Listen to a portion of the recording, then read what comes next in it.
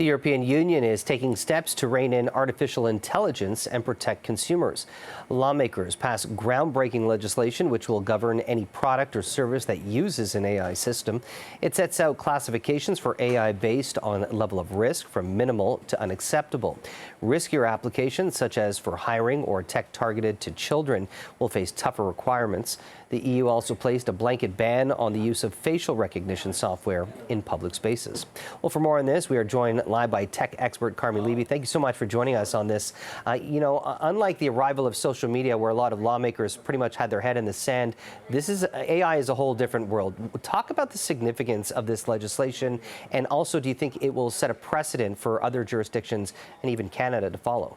Absolutely. I mean, certainly, I think whole different world is the best way to describe it, Jamie, because this really is. It's technology that will impact broader society, probably more fundamentally than anything we've seen before, including social media. And the fact that we kind of missed the boat with social media means that we've got some important lessons to apply being carried forward. And so, seeing governments like the EU recognize this and enact legislation ahead of that curve as use of the technology is being picked up is encouraging. The EU, of course, always tends to lead the world in terms of bringing progressive tech-centric legislation in. For example, 5 years ago, they implemented the General Data Protection Regulation. They implemented the Digital Services Act last year.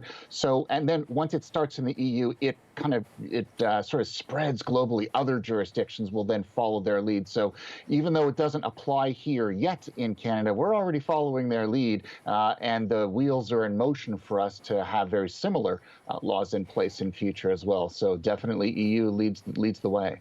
When new exciting technology gets released, obviously there's a lot of buzz, there's a lot of hype and excitement about all the positive things, but then oftentimes some of the more sinister and dark sides of the technology is overlooked. So what do you think has changed over the past couple of months when it comes to AI, and what do you think the concerns are? The key thing that jumps out at me here is that the industry itself has raised the flag, has essentially said, we've developed this thing that's incredibly powerful, that's going to rock societies and the globe's world, but we need better protections, we need better laws. And as we know, the tech industry never asks for more legislation. They want to have a free rein. So the fact that they've stepped forward, we've seen open letters from some of the very creators of the technology. We've seen the CEO, for example, of OpenAI get in front of American legislators and say, get us better laws. We've also seen the godfather of AI, Jeffrey Hinton, quit his job so he can speak openly about it. So, the industry is pushing this, which is, I've never seen this in my entire career, which I think underscores just how critical this is and how different the AI revolution is from earlier revolutions in technology. How do you anticipate Canadian lawmakers to respond, and whether or not they're going to follow suit and start announcing some sort of legislation and regulations regarding AI here in Canada?